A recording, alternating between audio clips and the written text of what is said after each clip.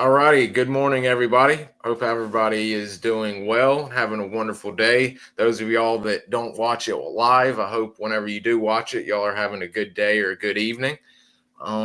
So far, I believe I looked back and I think we've had two Project Delta veterans that have joined us. One will be actually rejoining us Friday, but today, very excited because we're going to have an officer that served with Project Delta, and he's mentioned in a book. Those of you all asking me about books and read about guests that come on and other interesting men.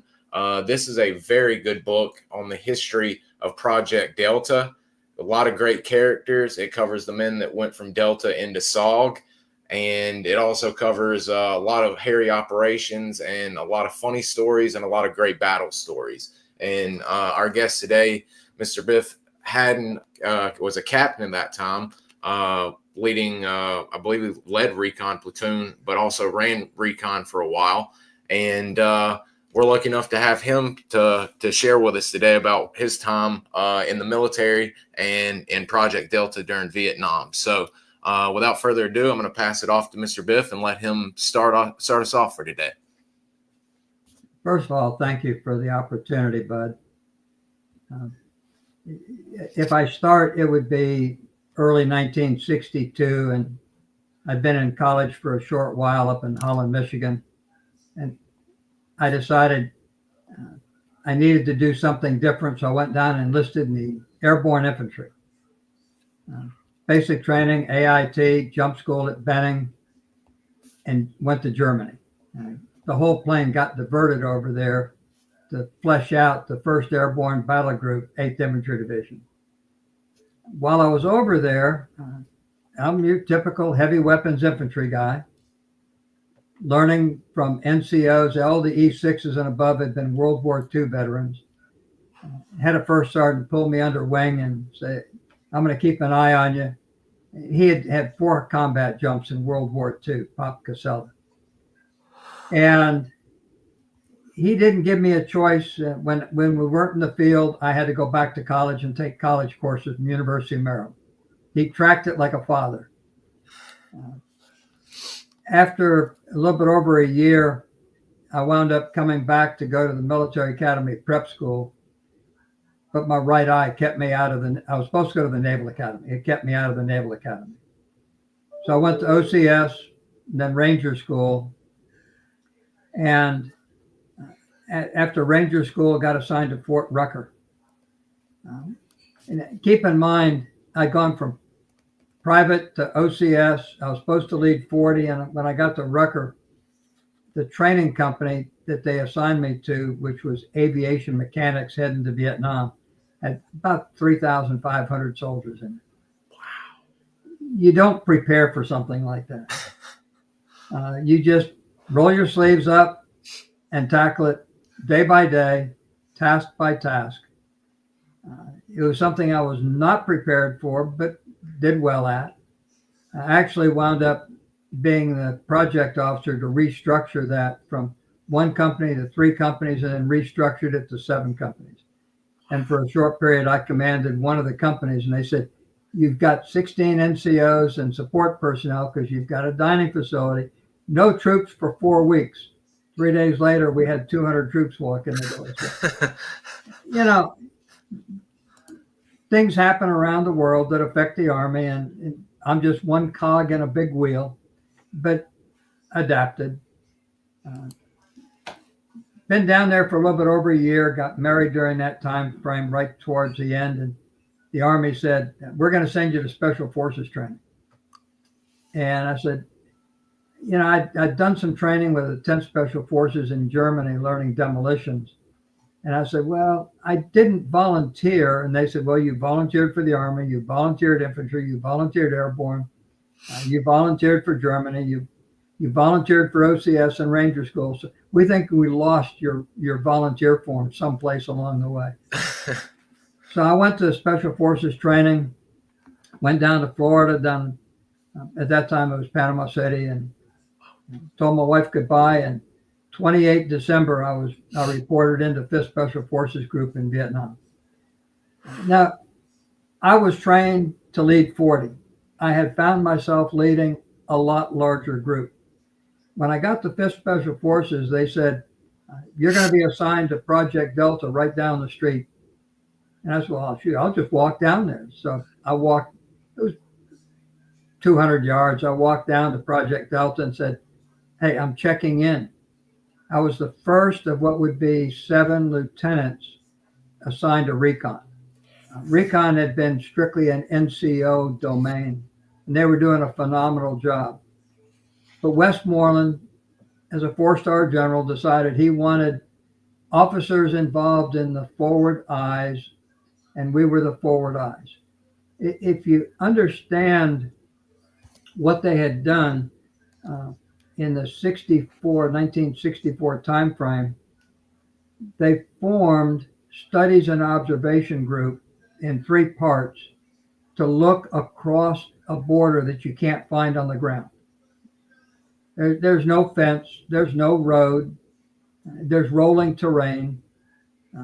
We didn't have congressional approval to operate military operations across the border, but we had to be able to see the enemy. We had to be able to know what the enemy was doing, and we had to try and recover prisoners that were taken or pilots that went down.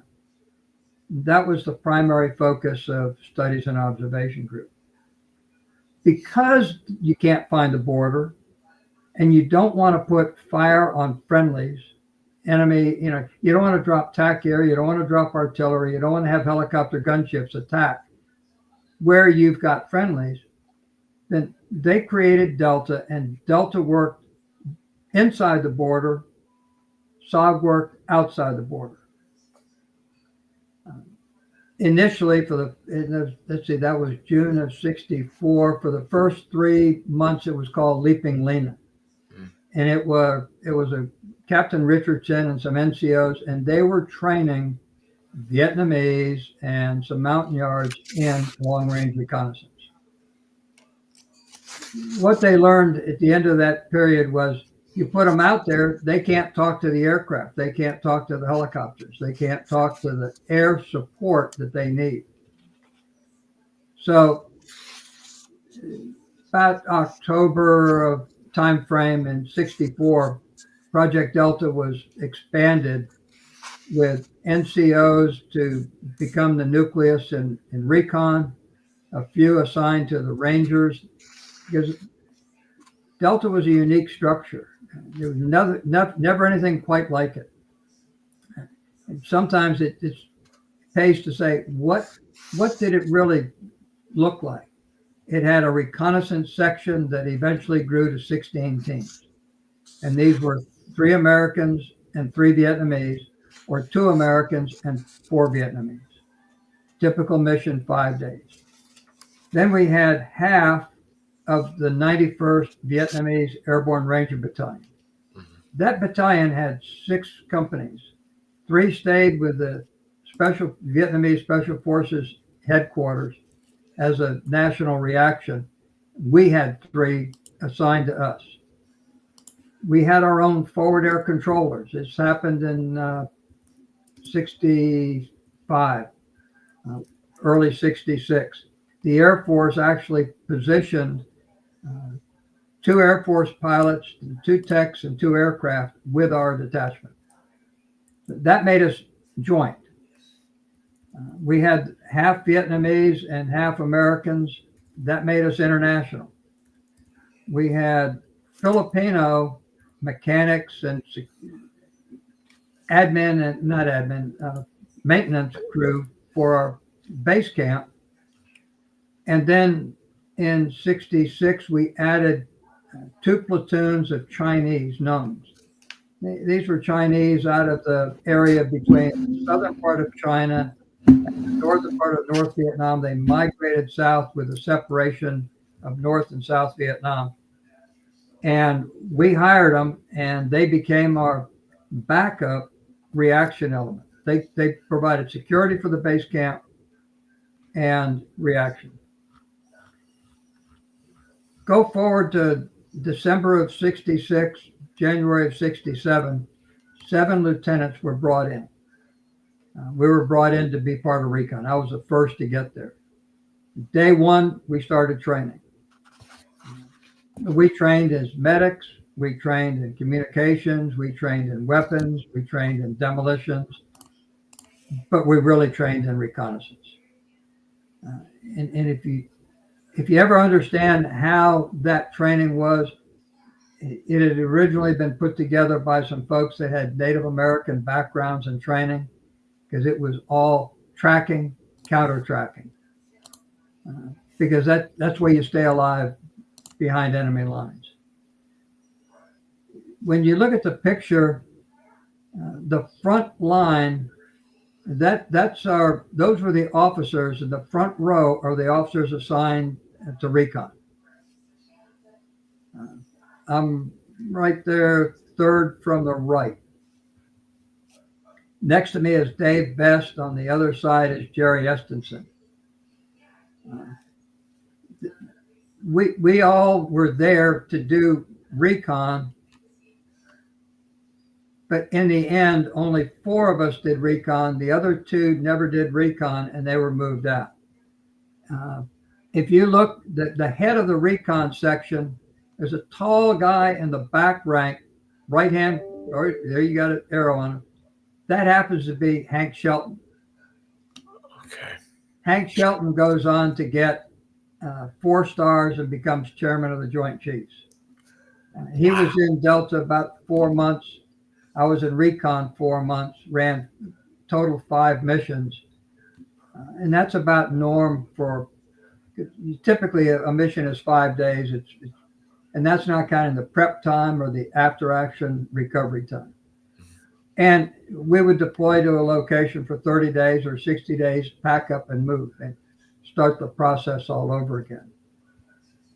Hank wanted to run Recon, but if you see how tall he is, he's a heck of a target. And it's not just a target for him. He draws the attention to the 2 NCOs and the officers with him. The commander of Project Delta at that time is right in the front center, second row, and that's Colonel Hayes. To his left is Major Ascetti. They kind of anchored it. It was a great group, very professional. When we were told we were going to head up Recon, my first 2 were basically, you can think of them as training missions. They're 3-day missions, but they're out there. One was looking for mortar sites that were attacking the terrain. The other was looking for rocket sites further back. Then I got a mission from Lieutenant Colonel Hayes to take my team and do a quick mission in the Anlau Valley. And it was kind of preliminary to the whole unit coming in and actually following up. If you've seen the movie, We Were Soldiers Once and Young with Mel Gibson,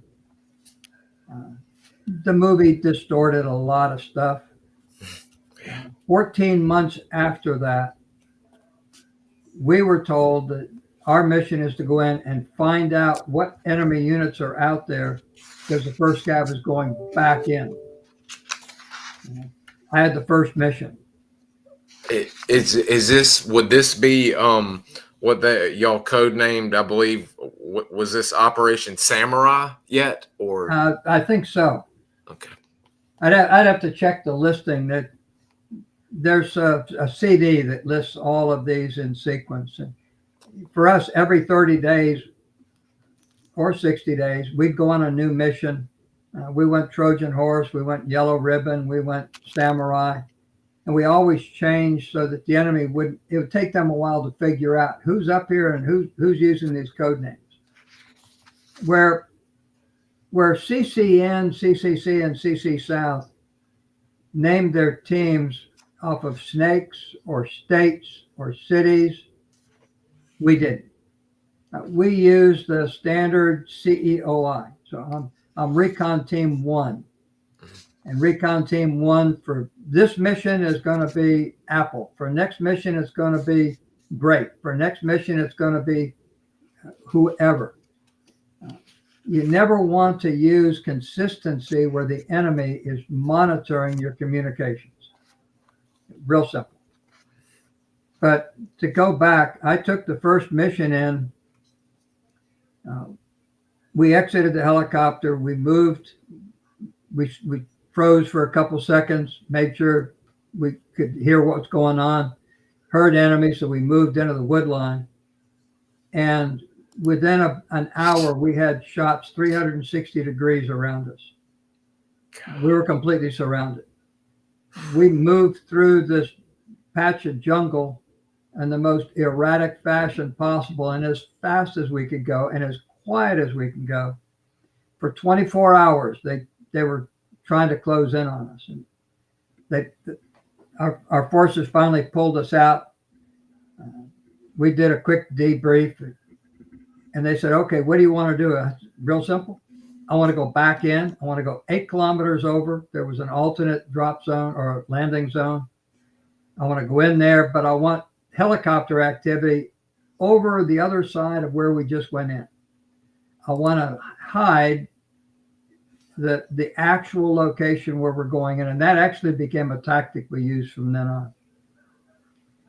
So we went, the next evening, we went in to this alternate location. And for 5 days, we moved through that Anlau Valley, through the areas where you see in the movie, the kind of terrain that we were on.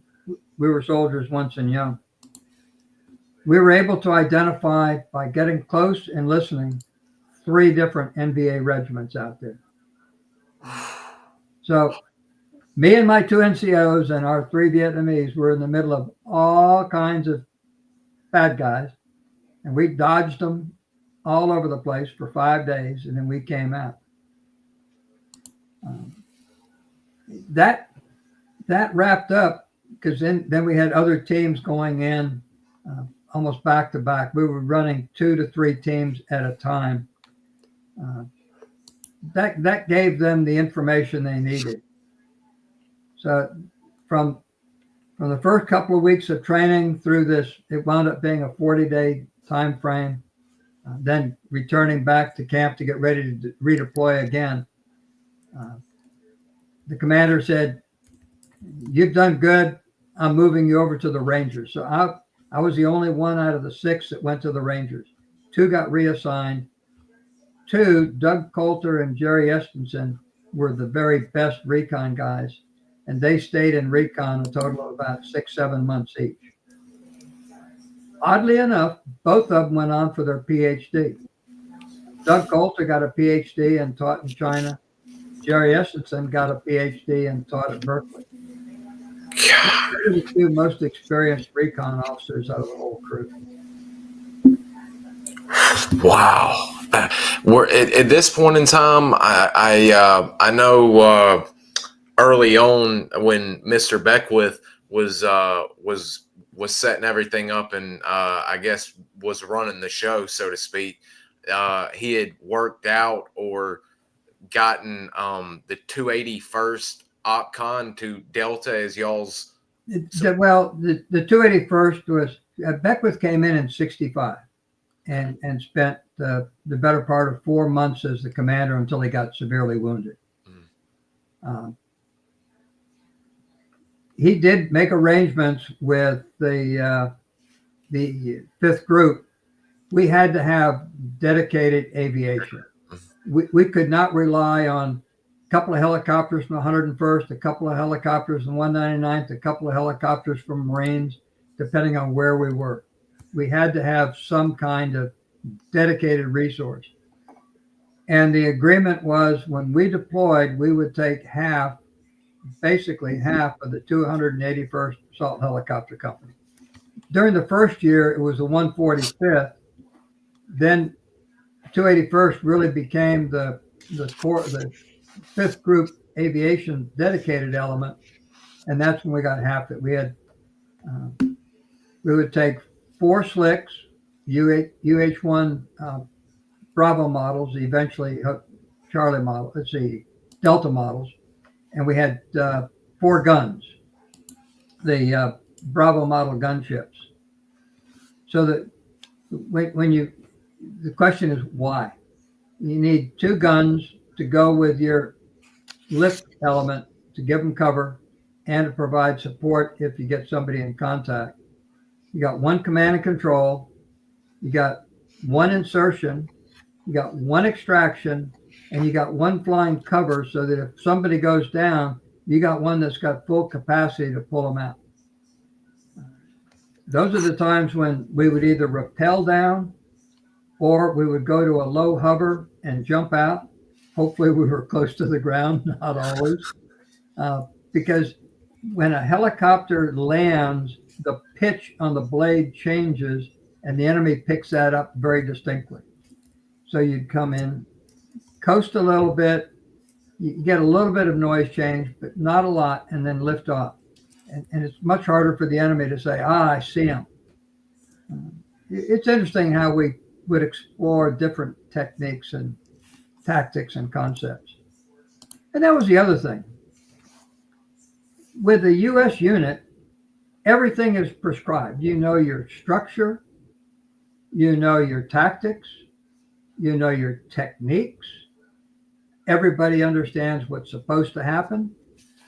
In our business, and it's the same with SOG, there were no books. There were no tactics and techniques for deep reconnaissance. So we would write our own procedures. We would write our own policies. We designed what equipment we wanted to carry. We had full latitude. It's where we came up with modifying the M79 grenade launcher. Cut the barrel at the end of the wooden forestock, cut the stock into a pistol grip, put a little swivel holster on your hip, because you use it to break contact. Then you switch to your M16 or AK-47 or any other weapon you wanted to carry. So we could pick our own weapon. Routinely, everybody carried a pistol. We all carried at least 1 knife. There you go. Good picture. That right there is a classic M79 cut down into an extended pistol.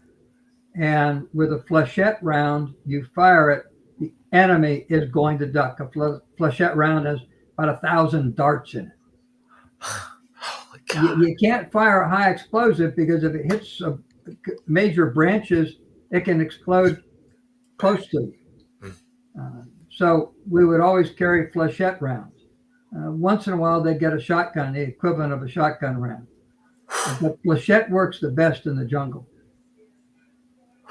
And that's the kind of latitude we had. You know, from there, I went to the Rangers, and I spent 4 months with the Rangers, ran several missions, got wounded on one in the Asshau Valley. We had moved up into the northern I Corps. We were operating out of Mylock, right next to the demilitarized zone and over near the Laotian border. And we had gone in high on the side of a mountain and had worked our way around, and we're coming down a valley. We were supposed to stay on a ridgeline, but the 2 scouts in front of me with the Vietnamese Ranger unit, they heard some noise and they just started sliding down into this little valley, and we wound up in the highest base camp you could find, and we just had to work our way down through base camps. And we were finding demolition or finding explosives and ammunition and supplies. So we had explosives going off behind us, and we're working down and called in an airstrike, and it came in close, knocked me over, and I wound up with a punji stake in my neck. Spent 2 weeks in Japan recovering, and they said, we're probably going to send you back to the States. I said, no, you don't understand. I'm going back to my unit. So I went back in and spent the rest of the 4 months doing operations. Then commander said, I need an S3 air, and you've got experience now in Recon and Rangers, and I need somebody who's got some aviation understanding. And I said, well, I did spend time at Rucker. I've gone out and watched a whole lot of air operations. And my dad had been a naval aviator in World War II. So I'd grown up with Navy aviation, fighters, bombers, especially the attack aircraft. So I had a pretty good background, and none of the other officers had that. So I became the S3 Air, and then General Westmoreland made this decision that at the very top, every unit in Vietnam will do a civic action PSYOPs mission. So the commander at the time, I think, was Lieutenant Colonel Park, because I'd worked for Hayes, Ascenti, Bruiser. I guess it was Bruiser. And, yeah, and he said, you got to do a civil affairs action. I didn't have a clue. So I went down to Saigon and linked up with, at that time, General Singlaw, who was head of SOG. And he took me under wing and asked me what I was doing down there, and I described it to him. And he connected me with USAID, with what we nicknamed the company, which was the CIA reps. He connected me with some others. And I said, this is what I'm going to do. I'm going to go back up, and following your rules, I'm going to pull together as many hamlets as I can. And then we want to do a special distribution of medical supplies, school supplies, things like that. Win the hearts and the minds, which was the in-country concept at the time. So I did. I went back up north, and I got with district commander, some others, and I visited 7 or 8 of these little Vietnamese hamlets and told them in a week and a half, we're going to have a big celebration. And USAID sent me a couple of plane loads of supplies. That was the affair itself. School supplies, cooking oil. If you make a list, what are your top priorities for the women in these little tiny villages and hamlets? Because they got no stores. Everything was what they can grow and everything else. But we brought all kinds of stuff up to them. We got a small group of the village leaders together. We gave them 1 case of Bud, and that was their trophy. You'll see on my uniform, we wore no rank except for the Vietnamese rank. There I'm wearing Dai Huy, Vietnamese for captain. I had a pistol underneath my shirt. My M16, I did not carry. I left it with the guard that I left with the Jeep. Because if you're going civil affairs, you don't want to go heavily armed. The problem is you don't know who friend and foe is. During the day, they're out there farming. At night, they could be out there launching mortar rounds at one of our camps. So you're literally putting your life and trust in their hands. But we did that whole thing. It lasted several days, visited schools. I was out with my medic doing medical care for especially kids, babies and kids and young adults, those that really needed it. We never had a problem with them coming up, man. They'd come up and we'd check them over and figure out what's wrong with them and try and give them something to get them healthy. The guy to my right was my medic. That was Vietnamese. There you go. That was my medic. And then the other guy was Vietnamese from the local regional puff, security puff team. So we just stand there, and they knew we were, the medics are always called Boxy, which is Vietnamese for doctor. So I always had a Boxy with me. And I'd been trained enough on medical care where I could act as a nurse or an assistant to them. And we took care of a whole lot of kids. And if anything wins folks over, it's doing that. Would the majority of the stuff, I know you mentioned U.S. aid, and that's been in the news a lot. Not going to get political here, but were a lot of these, shall we say, cooking supplies, food supplies, and stuff like that coming from U.S. aid, or were they coming from the military or some? No, back then we had problems with distribution. Anytime you're bringing plane loads and ship loads of goods over, you're going to have some disappear and get into the wrong hands. But we didn't have the kind of problem that the recent media has been talking about. So those are medical kits and teaching kits. We had two different kinds. Because when you see the kids, it's looking out for them and their future. That's what this whole thing was about. They just wanted the right to self-determination. But you talk about impoverished, they were impoverished. They didn't know it. You didn't have running water.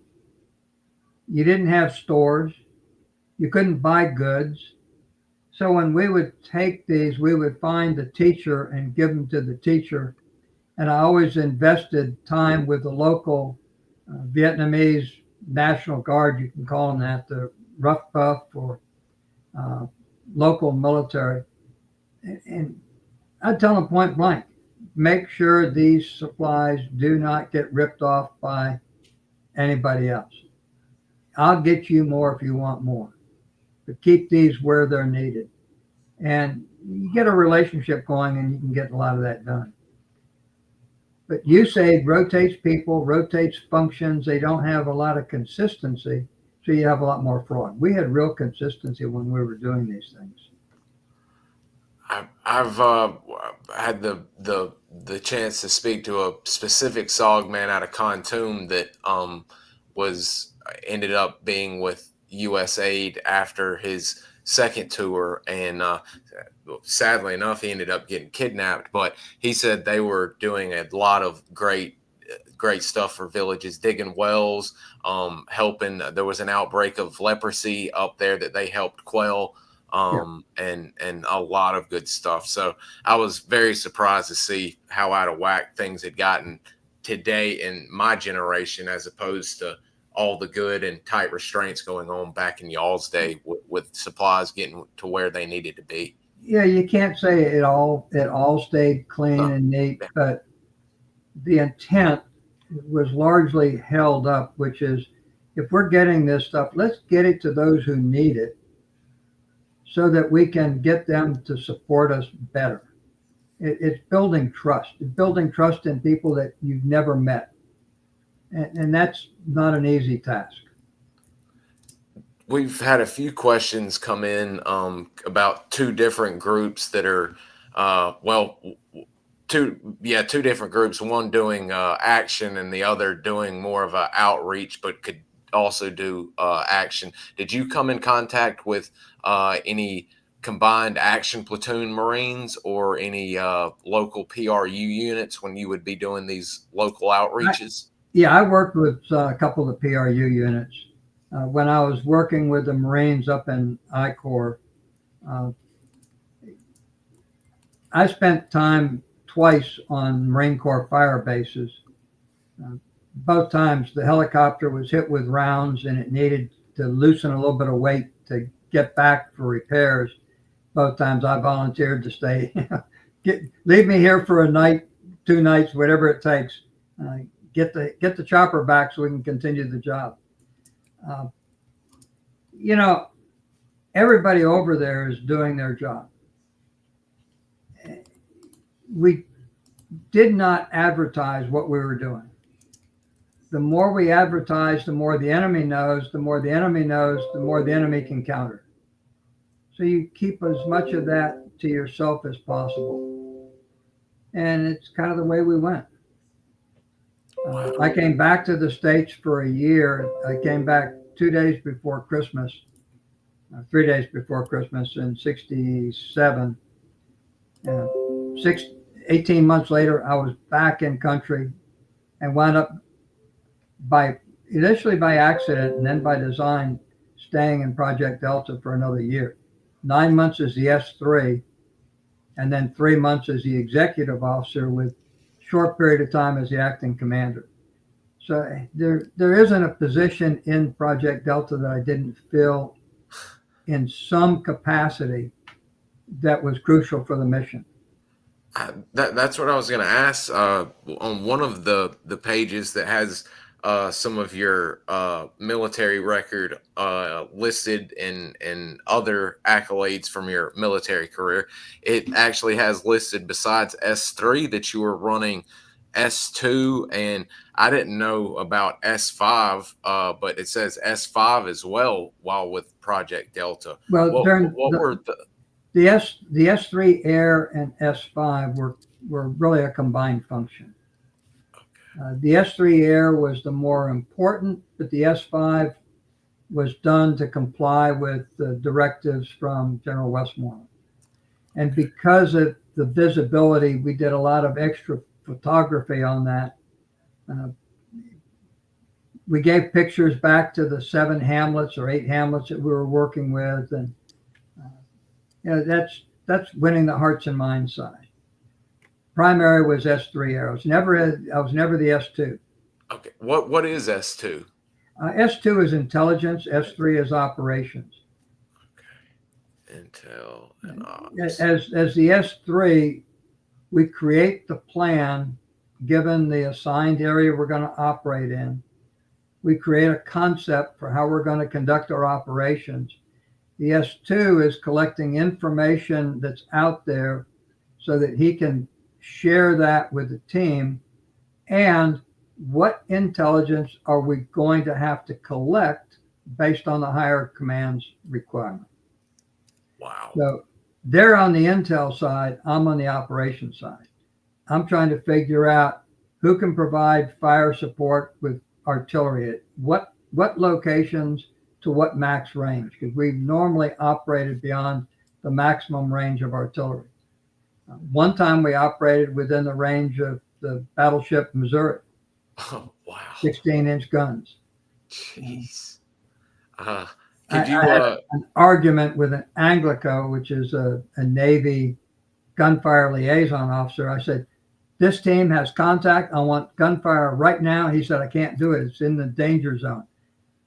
They're in the danger zone. I can't get air to them right now. You can launch rounds right now. I said, you have my directive. He copied it all down. I signed it. He fired. They were right on target. But when they're doing their calculations at max range, depending on wind and weather, you can get an 800-meter deviation. He said, I said, don't worry about that. I'll take responsibility. They need help now. That's what the S3 has to negotiate. S3 Air is working. Here are your fighters from that are available from Cameron Bay. Here are the fighters that are available from Thailand. Here are the fighters that are available from name the base, Nha Trang, because they all have different ranges, different time factors, and different aircraft carry different armaments. Are you looking for missiles? Are you looking for bombs? Are you looking for napalm? What kind of ordnance are you looking for? Because that's normally assigned to a primary base, because they can keep that payload coming much quicker. Wow. So as an S3 Air, you're very busy doing those functions. And then you're looking at every day meeting with the 281st Assault Helicopter Company. How many aircraft do we have getting ready for an hour, like a 250-hour engine servicing, or engine swap out, or other maintenance requirements? Okay. Nha Trang, I need the following 3 aircraft tomorrow. I'm sending you back 3 for this mission, because they always had extra floats. And that's the world you live in.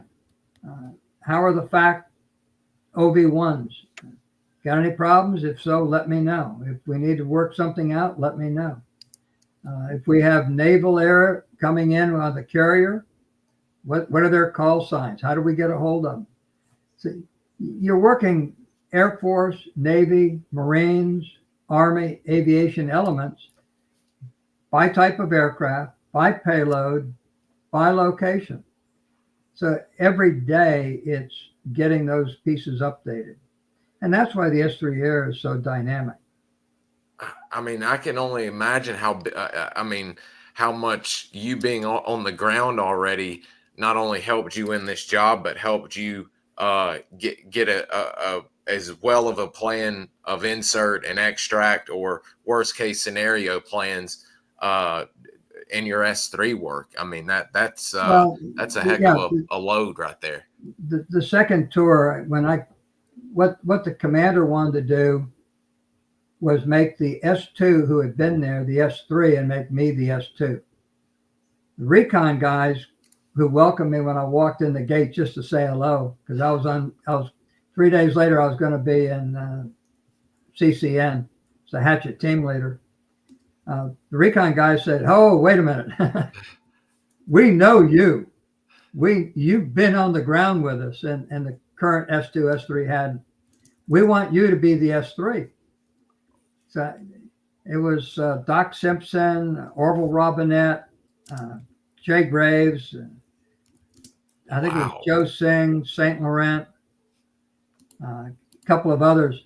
So I went in to see the commander. He said, "Yeah, I'll make you the S2. I'm going to make the S2 the S3. I said, "Sir, I'm not going to do that.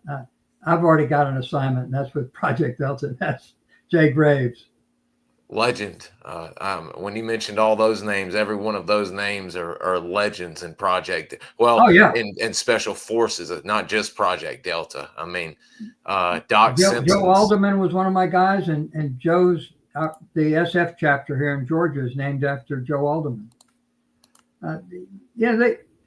These guys were unsung heroes. They all had 3, 4, 5 tours. And they would rotate between CCN or CCC and Delta, back and forth, because it was considered a permanent change of station. One's out of country, philosophically, the other one's in country, real. And the thing you had to be careful of was that they didn't get so into it that it began to really change them. Everything in combat changes you. Mm-hmm. But there's a difference, and you have to be sensitive to that, because otherwise you're going to get yourself and somebody else killed. You think you're invincible. Yes.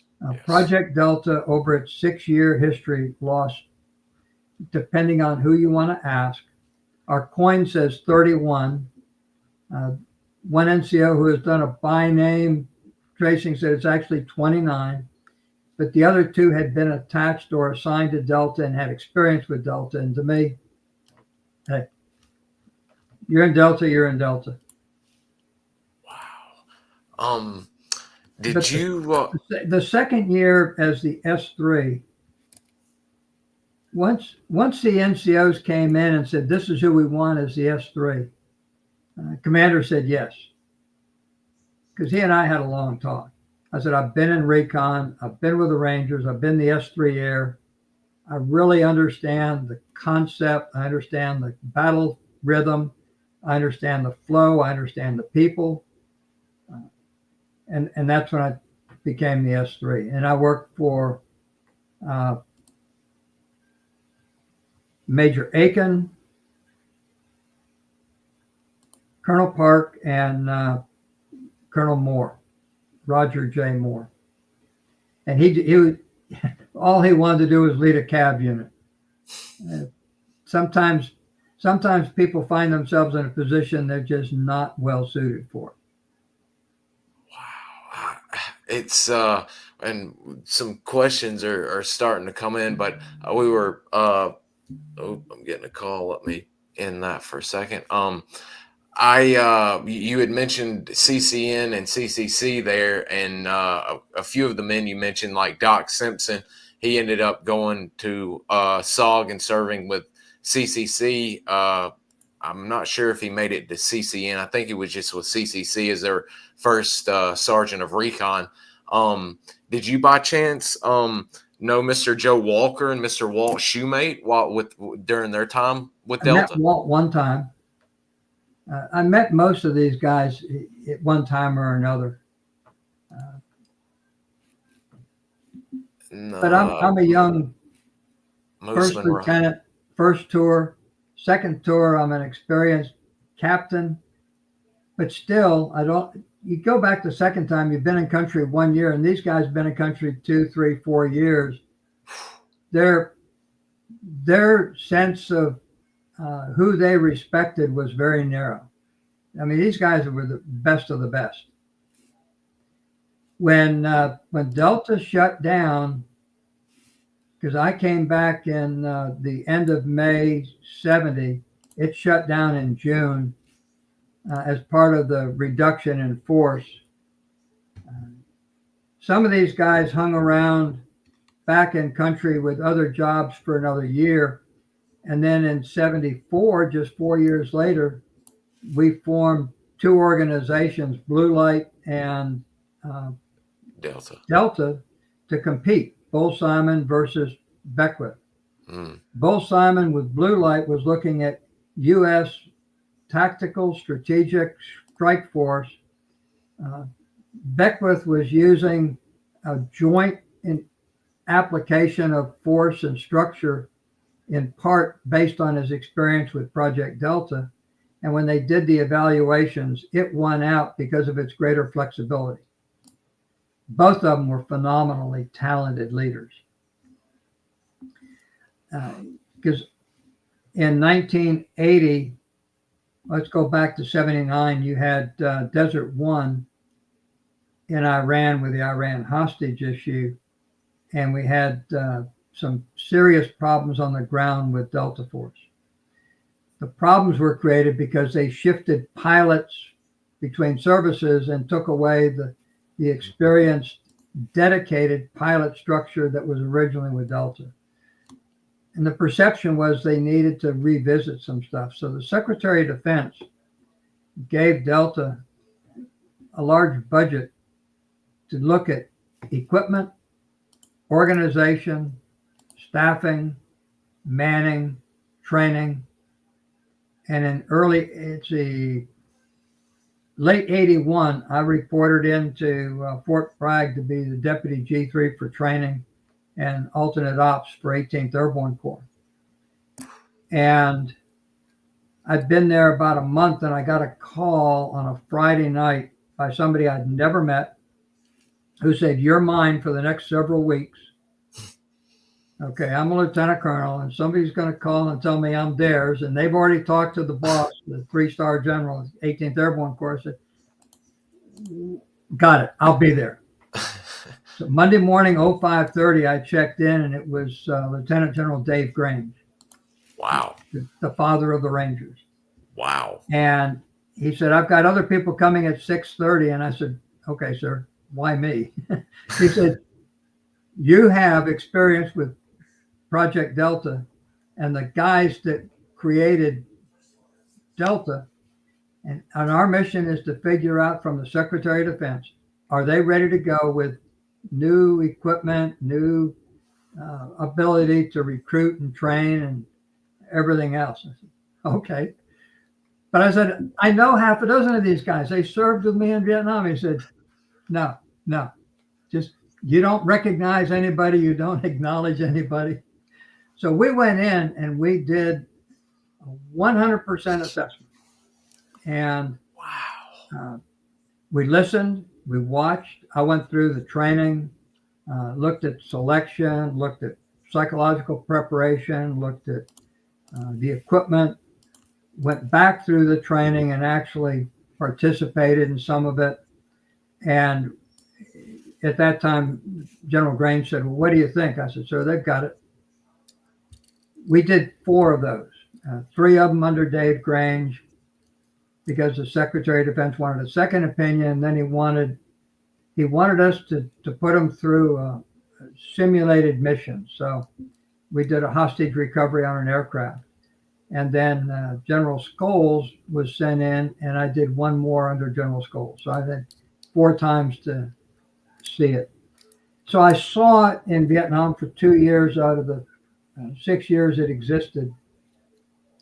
And then I saw it in 81, and it gave me a really different understanding and perspective of what we do and how we do it and what these talented individuals bring to the table.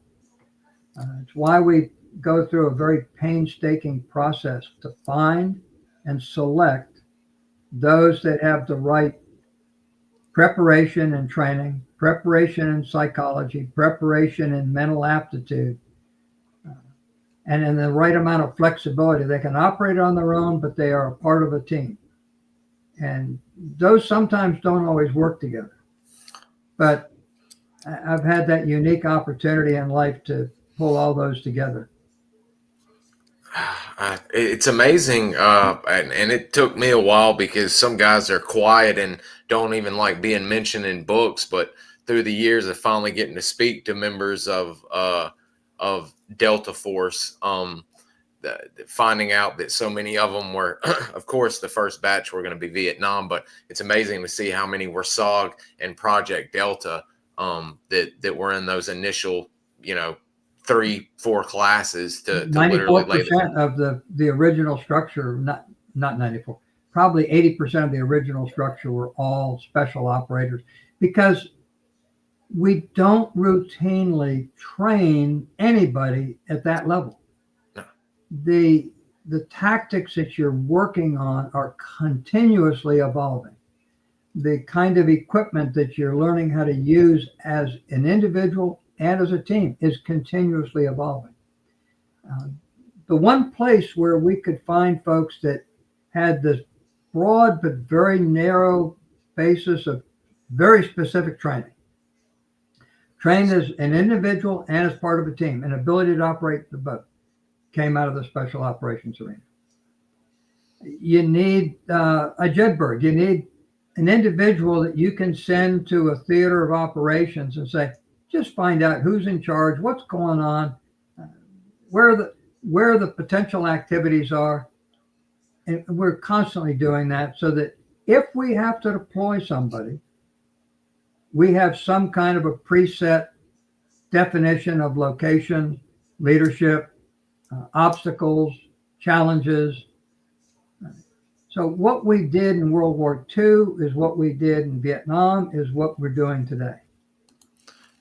And we'll before we end, guys, we'll get to the Vietnam questions there towards the end. But you end up, of course, continue on. I mean, you've got a stellar career, as I mentioned at the beginning. But I thought one thing that was pretty interesting that you were continuing on the Special Forces legacy of training other nationalities, other countries, and what have you. You had recently posted a photo of you training some soldiers from Egypt, but also doing some, I believe you ran maybe 2 or 3 jump schools for soldiers from El Salvador at Fort Bragg. Before Urgent Fury in Grenada. As a Deputy G3, I ran 2 airborne schools simultaneously, back to back, for soldiers from El Salvador. 18th Airborne Corps got the mission as a Deputy G3 for operations. It was assigned to me. So we did a comprehensive jump school at Bragg for that. Here I'm training with the Egyptian Airborne Battalion. And they gave me a helmet, and that kind of a bet you wouldn't wear it. It was a World War II style British airborne training helmet. All it is green canvas with about a 2-inch thick foam rubber. It's actually very light, very comfortable, and no pressure on the neck like our own helmets. And I said, oh, I'll wear it. But the soldiers, when I was doing JMPI, the Jump Master Parachute Inspection, gave me some funny looks wearing that helmet. I said, sometimes you just have to have fun in life. The Egyptians got a kick it. They all gave me a thumbs up. So that's great. That is a great photo right there. And I noticed you're the only. Did anybody else give one a tryout, or were you the only one? No. I'd gotten to know they have a composite brigade, one airborne battalion, one air assault battalion. I got to know both the commanders and the brigade commander. At that time, I was commanding the headquarters battalion for 18th Airborne Corps, and it was a great opportunity. Wow! Those are the airborne and air assault brigade commanders, or battalion commanders. The airborne commander on my left, and the air assault commander on my right. That's amazing that and this is 85, and it's pretty hot and heavy with everything going around. What was Egypt's at least with the group that you were training at this point in time, what were their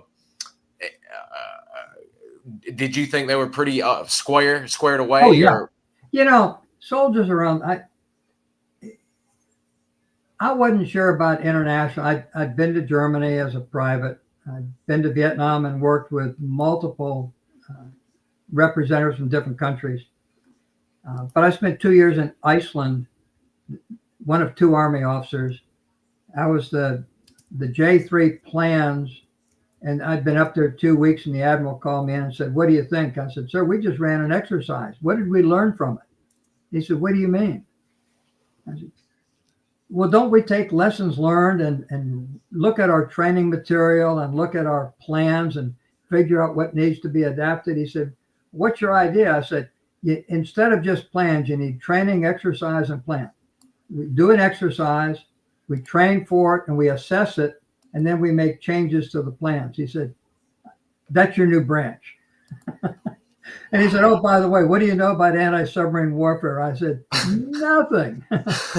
So he had me fly in the back of Navy P-3 Orions once every 6 weeks, take a flight to understand how we do anti-submarine warfare. Holy cow. I wound up with 3 tasks: understanding anti-submarine warfare as plans, monitoring air defense, and then I was the unconventional warfare planner for Iceland under SINCLAN. So I had a chance to visit Norway and Sweden and Denmark and Belgium and UK. And then we got the UW planners together and talked. In the event something happens, how do we, in the unconventional warfare side, look at becoming an asset? And each country has its own ideas. So we were trying to figure out, is there a common way we can communicate and function for the benefit of all countries? I had some unique opportunities along the way. You can definitely say that. You, between, I believe you went on to also, a professor of military science and ROTC cadet commander. I wound up twice ROTC and then an ROTC brigade. So I had 19 university programs in Michigan and Tennessee and some 80 high schools. Holy moly. You treat each one of them like they're a small battalion. Here's the big picture. This is what the brigade's mission is. This is your part of it. Can you improve your part that helps the brigade? And we pulled everybody together. We took it from where it ranked number 16 out of 16 at the bottom up to number 2 out of 16 in the course of a year. Just getting people to work together, giving them a common mission. It's how you recruit. It's how you retain. It's the quality of your training. It's how many you send to school. Sometimes you just have to remind folks you're all part of one team. You're not out here by yourself. And it looks like you it involved over 11,000 cadets / students that were under under your guys, so to 19 speak. universities and 80 high schools adds up to a lot of students. Oh yeah. From there, I was actually supposed to go to Turkey. I'd been nominated to be the director of operations for Land Forces Southeast, which was a phenomenal opportunity. But the lovely woman I was married to at that time, who hated the Army, refused to go, and it was a 2-year accompanied tour. Oh. So, and I was an SF guy. I mean, it was just perfect. That would have put me over there for the Gulf War, and it's like everything was leading to that. Instead, when I said I can't go because they sent me to Fort Benning to be the IG, not what I wanted to do, but we did a good job of it. Where was your IG position at when you Here were brought Fort Benning? At Fort Benning? Wow. Yeah. What all does we see that Inspector General? You're going to be inspecting stuff. What all were you looking into it? What is that job? As an IG has two primary functions. One is investigating complaints, and 90% of them are found to be unfounded. 10% you hand to the chain of command at the appropriate level to take care of. And the other is inspections. And the inspections include command climate assessments, where you go in and just sense what's going on. And then you give the commander feedback. You don't bring the CG into anything unless you find something that he needs to take action on. I did do one thing that I thought would get me fired. It didn't. I stopped a unit from deploying during the Gulf War. Sometimes you run into a situation where you take authority even though you're not authorized. I had two majors come in. They're both very, very highly skilled cranial surgeons, brain surgeons. Wow. They were on immediate deployment of what we call the Profis unit.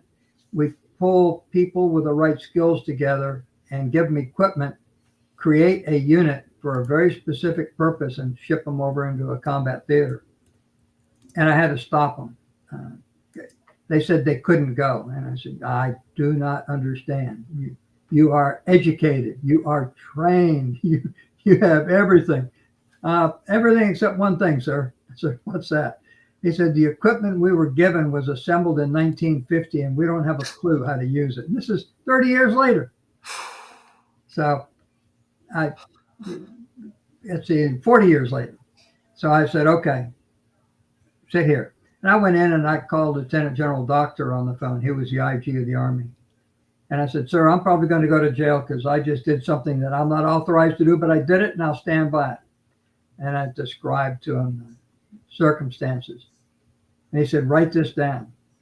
And he gave me 16 numbers and I wrote them down. He said, here are 4 more numbers. I wrote them down. He said, that is a special credit card. It has $250,000 allowance on it. You can go out right now with your computers. I had assembled the most computerized IG office in the Army for a test model. So I put these two majors together and I said, here are the computers. Find the items you need, have them overnighted. Your dollar ceiling is $250,000. They came in 8 hours later and said, sir, tomorrow we only spent $225,000. Tomorrow we will have everything we need. And so when you get it, check it, come in here and tell me. They came in the next day and said, got it. I said, you guys are now released for deployment. Keep me posted on how you're doing. And I called General Doctor and said, sir, I'm released. Mission accomplished. I'm heading to the Gulf War where I need to be, because I was supposed to be a special operations director in Baghdad. And he said, oh, not so fast, Biff. He said, we got that stock out of Thule, Oregon, the depot. He said, your mission now is to fix the inventory that's in that warehouse so we don't deploy old packages again. It took me 6 months to get the Army's inventory of those upgraded standard notional stock numbers and a couple of sets pre-positioned for next generation use. And I told him, I said, actually, in reality, this needs to be evaluated every year for relevancy and current. And if it's still good, fine. If not, you got to update it. And you need to do that with all the medical stuff. So we sometimes, the Lord works in mysterious ways. He had me do something that would save lives, and that was more important than my going off doing what I was trained to do. So that is a great way of looking at it. I know some guys would be down in the dumps and try and pity party a bit. I was in that wheelbarrow for a couple of weeks. But sometimes in retrospect, you look back and things work out the way they're supposed to work out. That it is, and like you said, I mean, you ended up saving lives and doing a lot of special things, even from the home front. Did you end up continuing on in your military career? Did you go to the private sector, or? When I retired, I spent 12 years with the Columbus, Georgia Chamber of Commerce. Oh, wow. They hired me to do a project that would take 1 year, and I went back in the next week and said, this is 3 years minimum. Wow. We wound up working a land swap where we acquired almost 4,000 acres on the southern boundary of Fort Benning to give to them in exchange for 3,400 acres of Fort Benning adjoining the city, coming to the city. That would not impact mission, that would not impact endangered species, but would solve a couple of critical needs for the city of Columbus. One was a landfill, and the other was industrial property.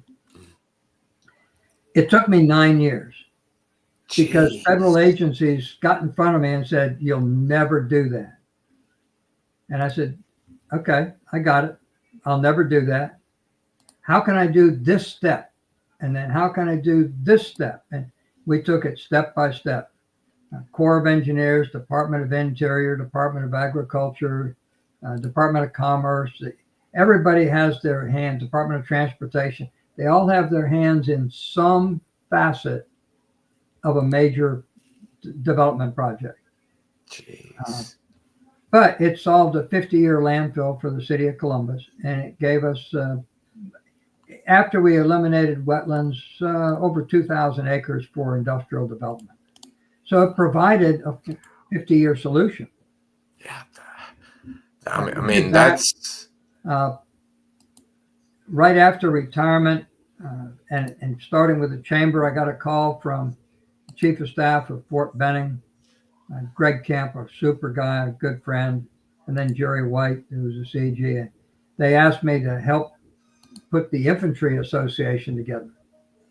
At that time, we had one on paper, you didn't have one. When you went to the Infantry Museum, if you put $1 in the bucket, you got a little card that said you're part of the Infantry Association. So I spent 7 years as the volunteer executive director, figuring out how we saved the World War II buildings that Patton had used, how we get land that meets the requirements, how we get infrastructure, how we start the fundraising. In that time frame, I was able to raise $14 million and get the property lined up. And today it's a $105 million infantry museum. Wow. Somebody has to be the beginning block. And I was paying into the association as a donation monthly for the privilege of being its executive director. Today they pay all these guys. So I said, I must have done something wrong someplace along the way. But I did that, and then several major projects in Columbus. I was part of the team to keep Total Systems here and get their campus downtown, Aflax expansion in the Corporate Industrial Park, Heckler and Koch recruitment, and commercial Columbus Park crossing. So in the 12 years I was with the Chamber of Commerce, I think I accomplished quite a bit. Then as the Armor School, I was the lead project officer for Columbus and this region for facilitating everything off the installation needed as we brought the armor school down. I got hired away by Serco to be their program manager, and I did that for 12 years, and then I retired. I was retired 1 week, and I was sitting right here in my office, and I got a call from the Pentagon saying, "This is the Office of Warrior Care under the Assistant Secretary of Defense. We're looking at your file and your name. We want you to come work for us." And I thought they were kidding. Wow. And I said, "Send me a job description." They did. And I called him back, and he said, "Wait, I'm putting you on speakerphone." I said, "I have one question." Total silence. I said, "How much do I have to pay you to do this job?"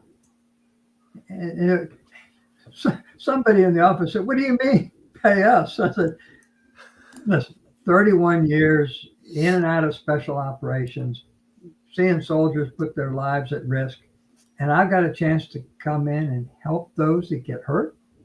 I thought I had to pay you to do that." So I did that for 6 years and just retired last year as the Southeast Regional Coordinator for what's now under Defense Health Agency, the Office of Warrior Care. So if you're wounded or injured or become seriously ill as a result of combat or training for combat, I go in and I offer my assistance as a mentor, as a coach, as a counselor, make sure they get the care they need, the assistance they need. And I love doing it. I just didn't like all the administrative duties that go along with it. And I turned 80 and I said, I think I'm going to retire. I think you've done your fair share. I mean, especially that last 6 years there. I mean, that's I enjoy hearing vets do stuff like that, especially Vietnam vets that came home to nothing and no one helping you guys out, and you guys are immediately waiting for these GWAT vets or even some of the Desert Storm vets that are just now getting help. Y'all are there to lean a shoulder on. When I separated from the Army in 1993, they gave me 10% VA. Oh my God, that's wounded in the neck, that's a scar. Wounded in the arm, that's a scar. That was a grenade fragment. I said, yeah, you're right. It's just a little scar. But you forget that there are a lot of sounds and a lot of action and a lot of activity associated with that. That's an insult to be quite honest with you. I hate to interrupt, but that is an absolute insult for you to get 10% on your initial disability claim.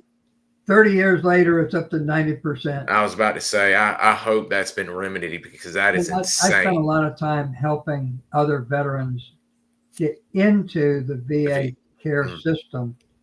And the standard rule is, they say, I don't need it. Somebody else needs it. I said, it's allocated because when you came in the military, you had what we call a picket fence, all ones. If you didn't have all ones, you don't get in, except with a special waiver. And then you're restricted on what you can do. You had all ones, am I right? Yeah. Did you leave the military with all ones? No. I said, then that's what it's for. It's to compensate you for the damage done to you because of your dedication to your country. That's all. And if you don't use it, then they're going to give it to somebody as a bonus, or they're going to give it to somebody who's not really authorized. So, yeah, there's tons of cases that, and especially now speaking to so many special forces veterans, that I'm surprised that guys that were at an air base, and not taking away from these guys because they did see buddies die, but rocket attacks or mortar attacks, and they've got 50 or 60% disability and such, and it's an insult because a lot of the guys, also the SOG guys, and I'm sure some of the stuff with you guys, stuff at that time may have been classified, and some of the awards couldn't come out, or Purple Hearts for certain situations, and it was just a complete. In the special operations arena, especially SOG and Delta, we had a rule of thumb. We're just doing our job. Don't need any awards. Don't expect any awards. We're just doing our job. Just give us what we need so we can do our job, and we're fine. And it sounds all well and good, but it makes it harder for those down the road who just like the first guys really deserve it. Get it? Because people get this impression we're invincible, man. So sometimes it's getting folks to understand that. You're ordinary guys doing extraordinary acts of combat and heroism. That's how I describe it. We take for granted 90% of what we do in harm's way is, hey, I'm out there doing my job. Just between the two tours and probably 95% on the second tour, I probably have 150 logged missions in helicopters, inserting, extracting, command and control, doing visual flight reconnaissance, the multitude of missions that you go through. Got shot at probably 90% of the time. Knew it firsthand 20% of the time. I was in probably 4 or 5 helicopters that when we got back and landed, first thing we did, I get out on one side, crew chief gets out on the other. We both grab duct tape. We put duct tape on every one of the holes. Holy God. Why? Can't fly an Army helicopter with holes in it. So the holes disappear. We continue the missions, and then they rotate it back for patchwork. You tell people that, and they say, you guys are crazy. No, we don't have another aircraft. We got missions going. So it's, you do things. You do things in combat you don't think about. You do them because you have to do them. Lives are at stake, and you're not going to sacrifice a life. Could you, as we get to some of the questions and such for the winding down of the show, could you tell the story of how Mr. Morris got the title of his book, the Ether Zone? Ether Zone. The general. Yeah. We had done a 60-day mission up in I-Corps in support of 3rd Marine Amphibious Force. And Lieutenant General Cushman, Marine, was the commander. And we had gone through this mission, the series of very hostile insertions, extractions in support of 3rd Marine Amphibious Force, because they wanted to know what was in front of them, both along the demilitarized zone and actually coming out of the Ashaw Valley. And we gave him a complex debriefing that would include a lot of the photographs that you see on the right side and the back. And his comment was, you guys operate in an ether zone. It's like when you give somebody ether, how they're not here nor there, but things are, everything. Problem is, we did everything that they wanted to do plus. And that's where he made that comment. And that was captured in one of the notes of the debriefing. And Ray Morris had seen it, and that became the name of his book. That's such a great, not only a great saying by him, the general, but great book title to latch onto by Mr. Morris to really drive the point home of y'all's work. I was in that debriefing with Cushman. I was also in a debriefing with Melvin Zayas. He was commander of 24 Corps. And he had something similar to say, that I never give you guys a mission you don't accomplish. And, the biggest testament in life you can get with the military is mission accomplished. And especially mission accomplished plus. We just kept plugging in there and leave no stone unturned, and we're going to figure this thing out. We're going to give you what you need. It was a mindset and a philosophy and a level of professionalism that all came together. We never, not once in my 2 years in that unit, did we have a disciplinary problem. Did we have a problem with drugs? Did we have a problem with alcohol? When we were back on a stand down, you got drunk. You had been nonstop. We lived off cat naps.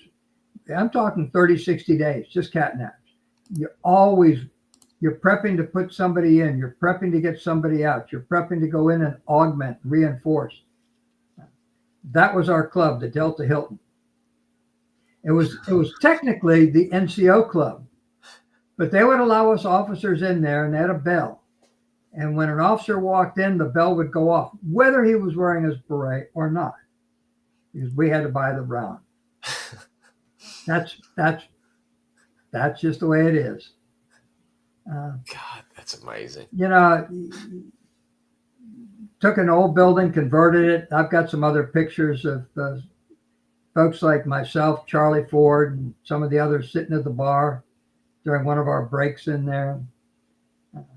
Just great guys.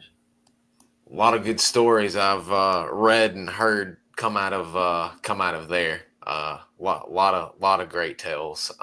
Jim Flanagan was Brigadier General retired.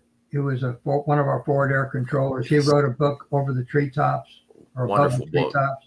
Mm-hmm. There's a section in there on Project Delta. Hank Shelton wrote a book, and unfortunately, he misunderstood it or remembers things different than in his book. Steve Carpenter did his because he wanted the Recon guy's story to be the front, boots on the ground. Ray Morris wrote his more as what kind of missions was Delta given, and who did they respond to, and what was the overall nature of the operations.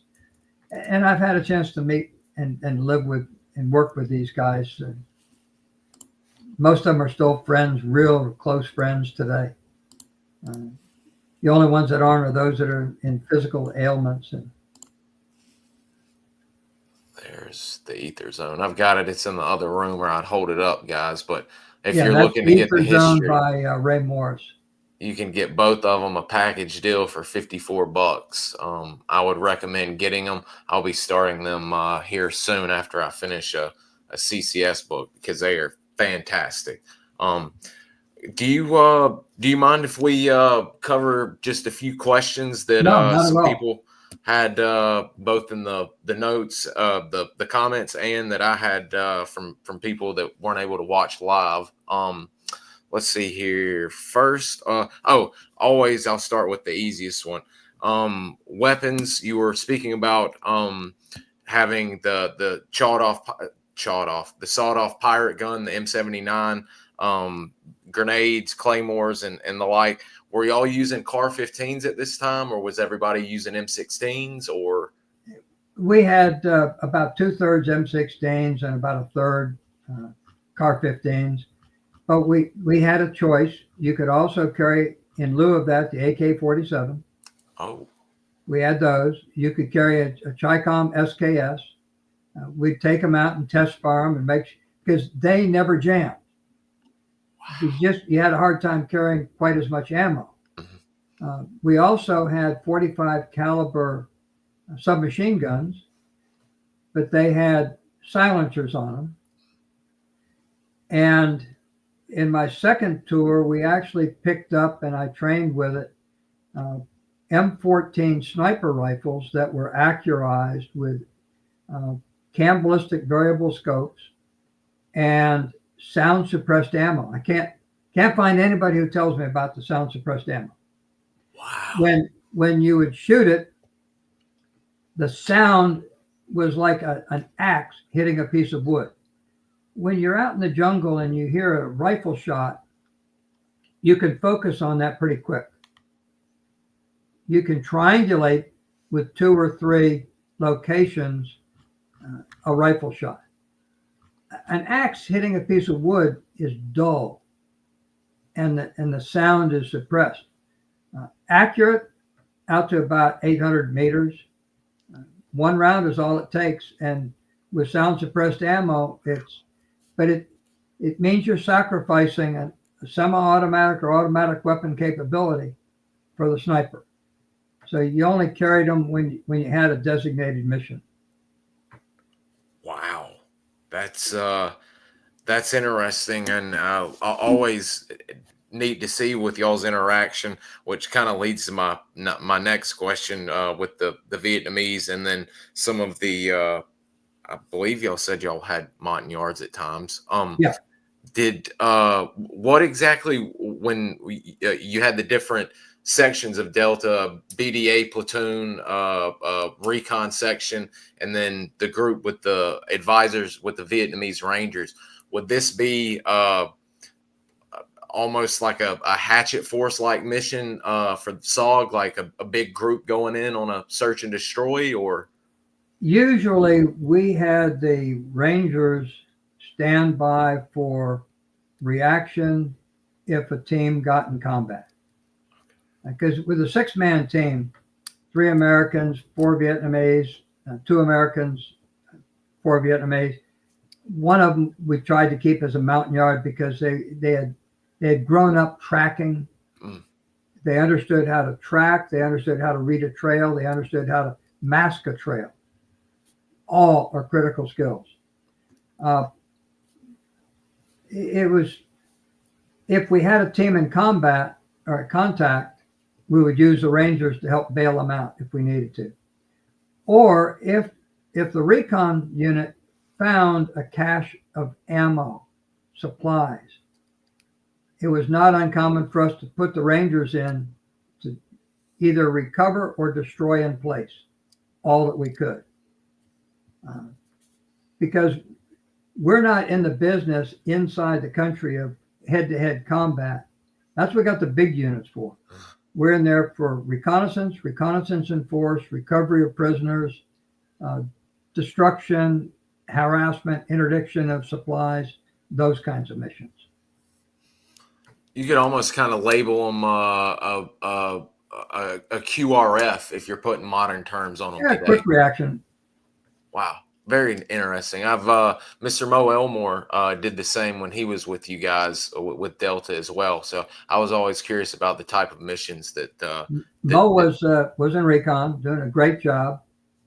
Then afterwards, got his commission and got into Delta, and he wound up being the support squadron commander. I think he was in Delta for 15 years. Mm-hmm. We're gonna have him back Friday to chat a little bit with us. That everybody's excited. He is a fantastic individual. He is. All of you guys are, to tell you the truth. But yes, Mr. Mo is a dadgum good man. We talking to the Force Recon guys and the SOG guys and some of the Rangers.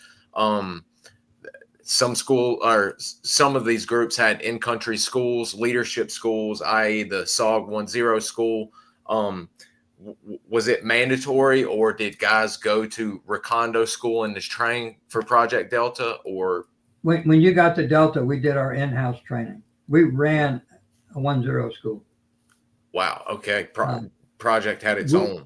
Okay. Our project in '66 provided the instructors that set up Recondo school. Okay. Wow. When you came to Project Delta, we would do training, and in the event you didn't come across as with the right skill sets, the right mental approach, the right attitude, we would very professionally send you over to Recondo to get your ingrained training. But if that happened, guess what? Hey, we've had somebody else come in, that position's filled, and they would go someplace else in country. Wow. And it would never look bad on their file. You'd never know it. But we used that in the event we had somebody who came in who just didn't have what it was going to take for the confidence of the existing crews to take you on as a crew member. Yeah, because it's said in the book, the Recon crew, several times that I believe Mr. Jay Graves on his first mission that it talks about not everybody's cut out for it. And when he gets back, they did great ambushing a group that were actually taking a bath, and they land on the LZ. And I think he either yells to Mr. St. Laurent or St. Laurent yells that he's good to go. I'm forgetting who was in before, but that he had passed his test. So yeah, this stuff wasn't for everybody. No, Doc Simpson, Jay Graves, Orville Robinette, St. Laurent, Joe Singh, half a dozen others, Stedman. They were the ones that were making the calls on the new guys coming in. Rank did not matter. You could be an E8, E7, E6. If they're an E5 and they're making the call, that's it. If you have to really trust the gut feel and the level of professionalism that you've developed already in making a call on somebody else coming in. And we never questioned it. They would come in and it was all hand and arm signals. You wouldn't come in and blab anything. You just kind of indicate who you're talking about and make an indication, they're not quite ready. So we'd very professionally ship them over to Recondo, continue to fill spaces and look for the right talent. And from Recondo, they'd go off to one of the A camps or one of the other SF requirements. Wow. That's one. There's a story in here or in the book where Mr. Moose Monroe kind of does that. And like you said, it doesn't look bad. He's just getting the guy more training, and I think he ends up with a LERP platoon or one of the 173rd or somebody. Yeah, it was not uncommon because there were some who would come in who they just weren't going to cut it. Mm-hmm. And we're not going to risk a team if we know we've got a weak member. The team's got to it's got to have all the confidence factors going for it. That, yeah, I mean, going out with 6 men, like you said, you better trust and have the utmost faith in the man going in and jumping out of the helicopter with you. Yeah. Let's see. 2 of these this one might be, you might can sum it up pretty quick, but hopefully you can explain the difference between projects and their timelines. Super confusing. They can be, yes. When you look at 1964, they created 3 projects: Project Delta, Project Sigma, and Project Omega. And they paralleled against CCN, CCC, and CC South. What they found very quickly was the depth of the land that we had available for CCC and CC South on the friendly side of the border was very small. So Project Sigma and Project Omega, after about a year, were merged into CCN or CCC and CC South. The only one that stayed flexible and mobile across all 3 then was Delta. The others simply became, by merging, a stronger CCC and a stronger CC South, because you're operating right on the southern end of Laos and into Cambodia. We were operating in the mountains, and there was no way to switch us out for anything else. No. And I believe the timelines awareness, if you're with Chris, if you're still watching this, I posted a link to there's a great write-up on a site run by a SOG man with a great timeline and everything. And the August 68 attack on FOB4, everything in 68 changes to where they go from FOBs 1 through 5 or 6, I believe it's 6, and they end up going to the 3 central command and controls, north, central, and south. And I believe that takes place in maybe November of 68. So November of 68 is a big change and a lot of stuff going on. We got hit earlier that year with Tet. Oh, yeah. My project was outside of Way, and we actually picked up the convoys that was coming in towards Way. And I had just come back. They wanted me to stay for another 6 months, and I didn't. I wound up there a year later for a year. But they did a perfectly designed L ambush with 2 Ranger companies and 3 recon teams, and we wiped out a convoy of, I think it was 8 or 9 vehicles. The unit won the Valorous Unit Award, or it didn't win. It earned the Valorous Unit Award for that one action alone. Because this was a convoy of equipment and people, a good number. It was like a battalion-sized element coming down the highway from the Laotian border all the way into Way, and we stopped them and nailed them. There just weren't enough flexible Project Deltas out there. Jeez, people were talking about Delta was not a border crossing of the projects, as he said, Omega and Sigma, which folded up into splitting men going to CCS and CCC, but they were the cross-border projects. And yes, they became Project Delta technically started running in-country recon before really anybody, and even before SOG started crossing the border in '64. So Delta was the papa of them all, if you'd like to put it that way. That's very well stated. This one this will be very easy for you to answer.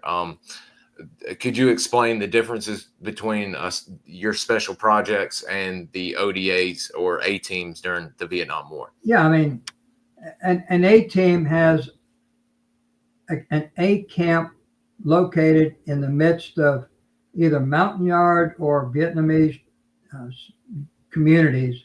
Mm-hmm. That 12-man team enlists Vietnamese to be the equivalent of a National Guard. Mm-hmm. They work, they raise food, and at night they conduct operations. They do not maneuver around except within the villages that are right there that they're protecting. Mm-hmm. In our case, we would move from the northern part of I Corps to the southern part of I Corps to the southern part of 2 Corps, down around the Parrots Peak, and back up. Weather drives our ability because we're air asset heavy. Mm-hmm. And we would go where MACV says. Military Assistance Command Vietnam has some kind of strategy. And they've got a set of priorities on where they need information along the border, and then we're talking a 20, 30-mile span, where they want to employ a U.S. unit, but they have no intelligence or very limited intelligence. So they would prioritize where we're going, and then we would get there, collect intel, build a map, know what the enemy is, pass that back, and go to the next location. There were not enough resources in country to create more Project Deltas. But we were one of the 2 most heavily decorated units during the entire Vietnam War as a unit. Because we went where, as General Cushman said, we went where other units can't go. And we did what other units can't do. But we were tailored and had the freedom of tailoring ourselves to do whatever you want us to do. And a good thing would, like you mentioned, with going so many places, y'all had mobile launch sites to where y'all could take the fight to the enemy and recon the enemy at any given AO that y'all had a mobile launch site or FOB, as opposed to an A team, like you said, had these 12 men, sometimes more support staff, but would recruit locals, Montagnard Vietnamese as strikers inside the camp or directly outside, where they would go on, as Mr. Biff said, recon missions during the day, ambushes, trying to gain intel, because most of the camps were along the border of Cambodia. Some were, of course, further in, fighting their area's local VC infestation, as opposed to Mr. Biff was going and fighting the VC and NVA and recon and the NVA in their territory. So that would be my way of best describing it. But and that's pretty accurate. I appreciate that. I've been working on that for a while. Yeah. It's understanding what enemy you're looking at and what your mission is, because 6 men cannot take on an enemy force, but they can be the eyes to see, to monitor, to evaluate, to identify, to clarify, all those multitude of questions that go back, so that those that have the bigger power and are planning what's next have accurate information on which to base their plan. Like the Marine Corps calls Force Recon and Battalion Recon the eyes and ears of the Marine Corps, you could call Project Delta the eyes and ears of the Army. And I would imagine some of y'all's intel got to the Air Force and the Marine Corps as well, but you could call Project Delta the eyes and ears of the Army or the military as a whole at that point in time. Well, we were actually the eyes and ears of both the Marines and the Army, because we were forward of how far they could reach out. Force Recon will never go beyond its artillery capability. Yes, sir. And that's it's a sound tactical decision. We were high at risk. So from the end of the artillery, that was ours all the way to the border. And the border you can't see on the ground. So it's a very wavy area out there. And we knew where the SOG units were, so that we would not see movement and put friendly air on top of a SOG element. So somebody has to have that capacity to augment those areas beyond the normal force structure ability. And that's what fell to Project Delta. Amazing. Yes, sir. I've been glad to start looking into this and finally moving my reading up to this, because once you get into not only seeing how early y'all started, but the ops you were running and the men running, it's Project Delta has, as you said, one of the most unique histories other than SOG is them as a whole. No one compares to Project Delta in my eyes. To, I'll go ahead and say that. We unfortunately we became equipment heavy. Yeah. We got to the point where we would take luxuries with us. Too many Connex containers, too many buckets for beer at the end of a 30-day operation. You got to travel light. You have to keep that mentality. And we lost that during the late 69, early 70 timeframe. They wanted us to do a couple more missions, but with the major reduction in force, we were viewed as not expendable, but just like SOG. We're going to keep heavy forces and not worry about the eyes out there. But when you sacrifice your eyes, you jeopardize everything. Yeah, the body soon follows. Yeah. You and I've got 2, 3 more short ones, and we'll go because I've kept you almost or past our set limit. We're working on 2 hours here. I knew I'd do that. I apologize. The guys would never let me hear it down if I did not ask, and I'll bring up a photo because you do have a few great photos of not only awards but your uniforms. Was it a normal thing for you guys to wear tiger stripes on on operations, or what was y'all's camo pattern that Project Delta normally used? Normally it was between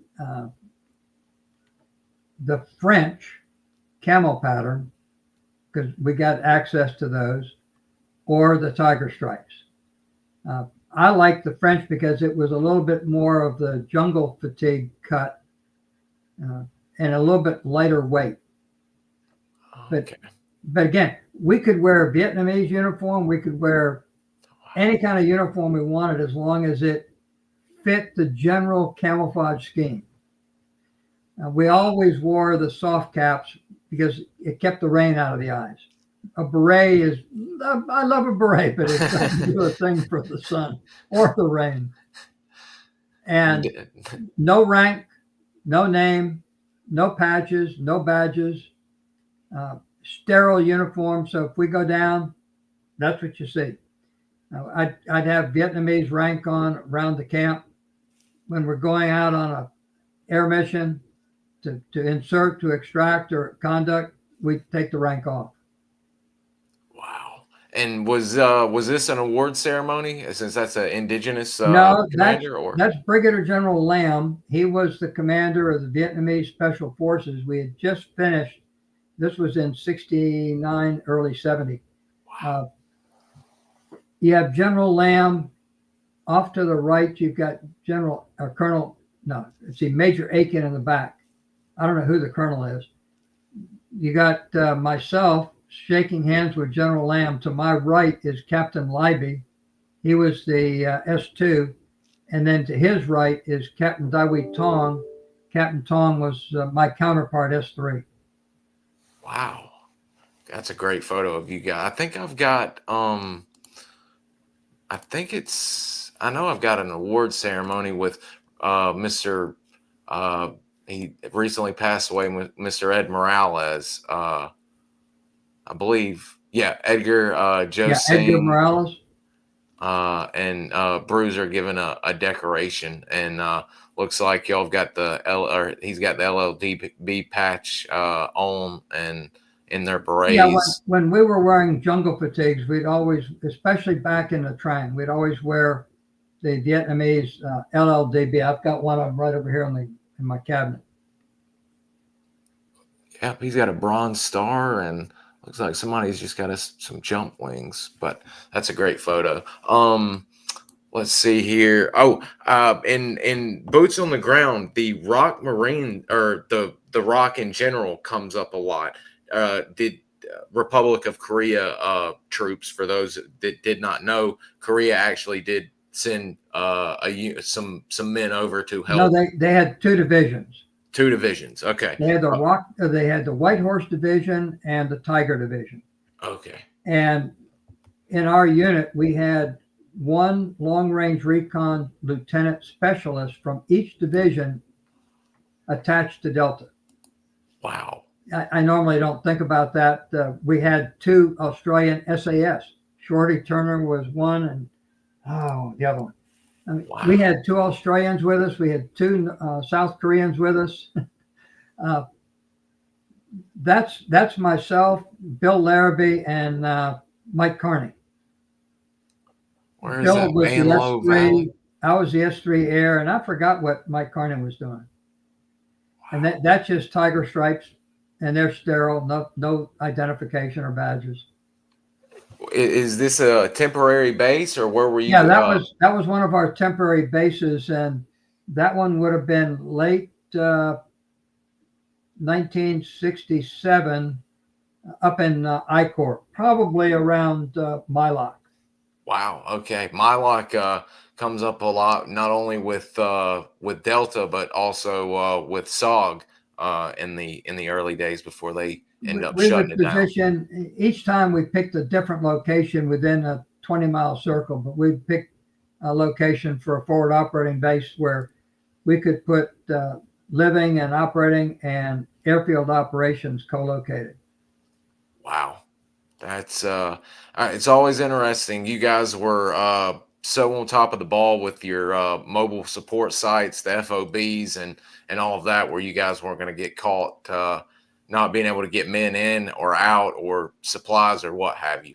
You have to get them as far forward as possible to sustain the operation. And did while I'm going to this last picture for my last question, did y'all have did Project Delta ever, because we know in the early years SOG and the CIA didn't help. They had some issues getting not only weapons but ammunition for a little while. Did Delta ever have any issues maintaining a streamline of steady supplies, gear, and all that? Never. And wow. that was a sleeping tent. We would revet it just like our work tent. The sandbags are designed so that mortar rounds on the outside get blocked so they don't go into the tent. So you have to have a very precise hit to hit anybody inside the tent. You've got the cots a foot beneath the height of the outer wall. That was the live and work environment. And we would pack those up and move them and reset them up every 30, 60, 90 days, depending on the mission location, the duration of the mission. Normally, you go unshaven if you're going to be on a mission. You go unshaven for about 3-4 days. So you got about 4 days worth of growth. It makes the camouflage blend in a lot easier. It looks like, do you have, are those French camouflage right there? Is that BD? Yeah, that was a French, the French BDU pattern. Okay, yeah, I saw Mr. Al Drapeau in some of those for his FAC uniform. Either wore those or tiger stripes, and I do like those. That's a good pattern, especially for Vietnam. It seems I've seen in the jungle it worked great.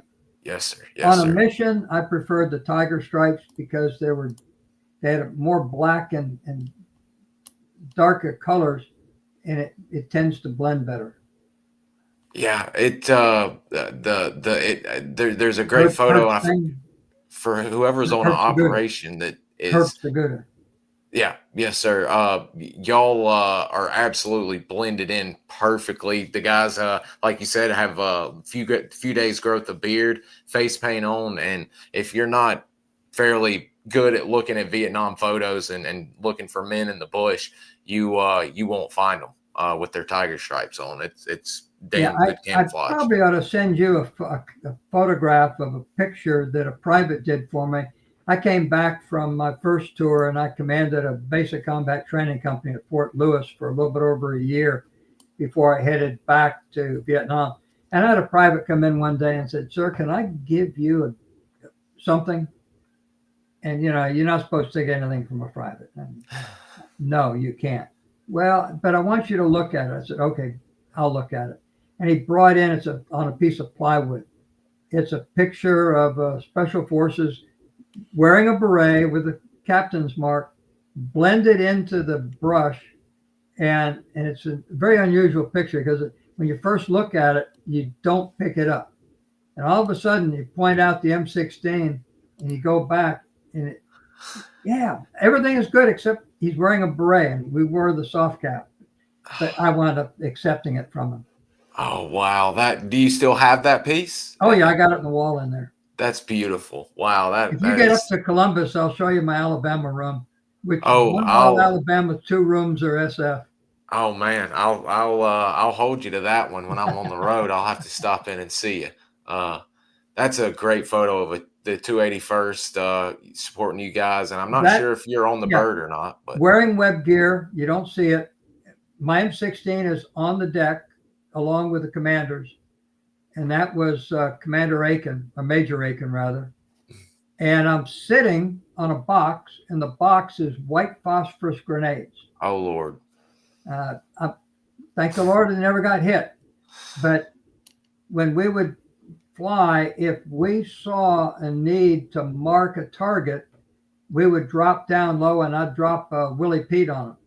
And, boy, there's no better way to show a attack air fighter or gunship smoke. That's your target. Where to hit that flaming molten metal.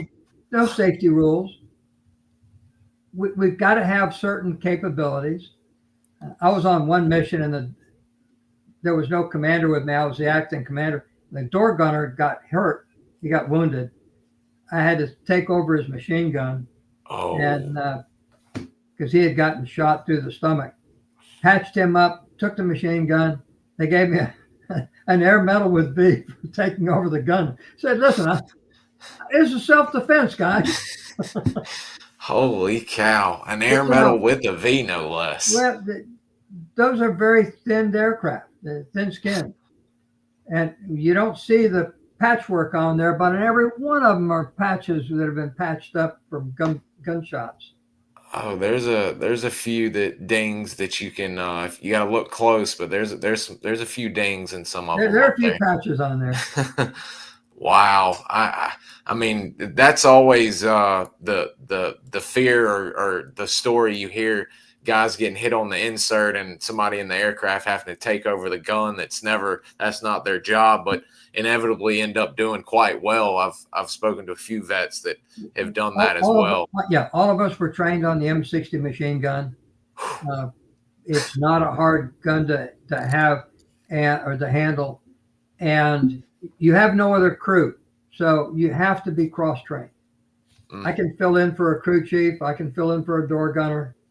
I had flown so many times, they actually had me practice getting a wounded pilot back out of the front seat, stepping up into the front seat, and taking over to land.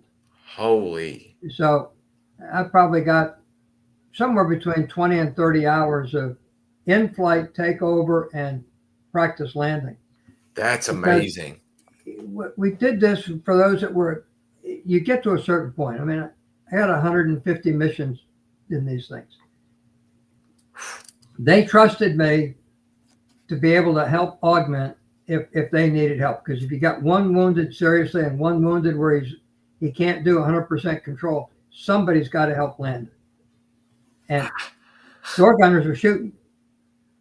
So because of the special operations arena, there is no depth. You have to be able to just step in and do what you need to do.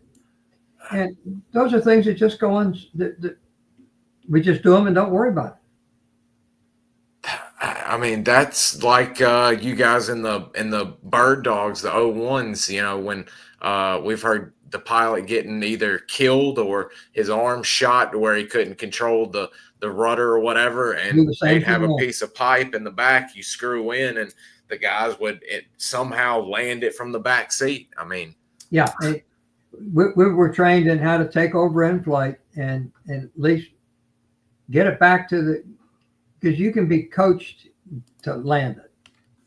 You don't want to get into the business of training to take off and that, but because there's no one else, you don't want to crash. In order to get him back to get a medical care, and that was pretty common. Not the first time, but if you're in a consistent role and you begin to get the hang of this thing, pilot takes you in confidence. He's putting his life into your hands, and you just got to have the willingness to adapt and do it. Step up and complete the task. Wow. Jeez. I mean, here I think every time I do it. But the thing is, you only find these kind of examples in the special operations arena. The rest of it is very conventional and very structured so that we don't wind up doing things that are going to create bad habits, bad patterns, and get people killed. Mm-hmm. But in the special ops arena, you have to have a degree of adaptation that you don't see in other places. You got to be able to color outside the lines to get the picture painted. You're drawing the picture with the lines. There you go. That's even better. I mean, it truly is, guys. I'm telling you, this has been, I can tell you right now, this has been one of my favorite interviews. I've learned a lot.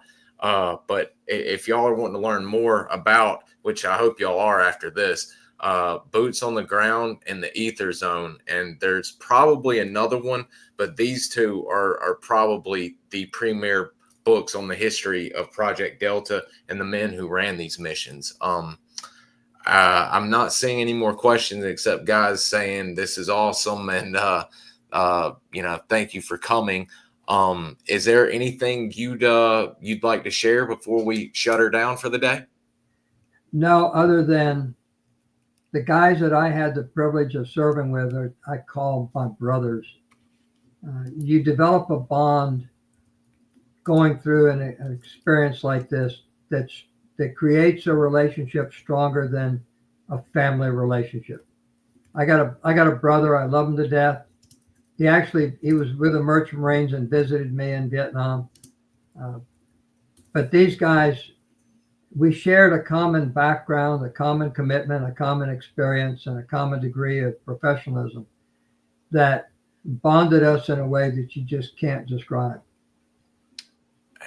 And if you ever watch the movie Green Beret and you look at the missions that they were conducting, whether it was augmenting an A team or trying to recover, capture a Vietnamese general or something like, those were original Project Delta missions, modified for the media and modified to fit the screen. But those are the out of box things that we found ourselves faced with. When I first saw that movie, and sadly I'd been speaking to Special Forces Vietnam veterans for several years before I finally saw the movie. And as soon as I saw that movie, I was like, that's Project Delta / SOG stuff right there. And then calling in Spooky. I mean, I've heard numerous tales of you guys working Spooky and Spectre all night, saving a team. All those missions were within the confines of South Vietnam and not across the border. Mm-hmm. And they were tactical, strategic missions of one kind or another.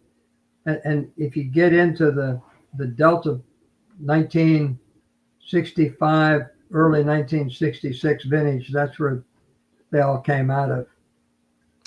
Oh yeah, I mean, what Delta does, and it comes through in this book. What they're doing at the very start lays the groundwork, and battles and raids and missions that happen build up lore, and areas start getting their names and reputations from these men running operations in these set areas. So you'll do yourself a big favor learning about Project Delta if you're interested in SOG or Special Forces as a whole, because a lot of what they did, as we spoke about earlier, became the plank holders and the men that wrote the book on Delta Force and were setting up the premier counterterrorism unit in the world. So I can't thank you enough. Everybody's saying they thoroughly enjoyed it, and always welcome back to come talk to us if you're ever inclined to.